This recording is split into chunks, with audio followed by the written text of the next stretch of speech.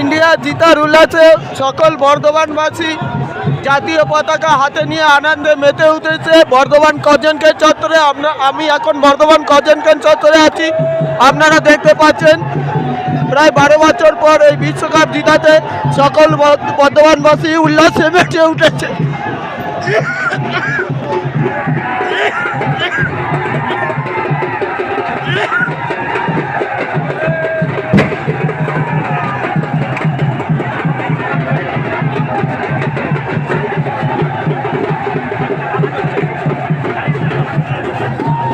বাচ্চা থেকে বুড়ো দিকে মহিলা দিকে সকলে উল্লাসে মেতে উঠেছেন।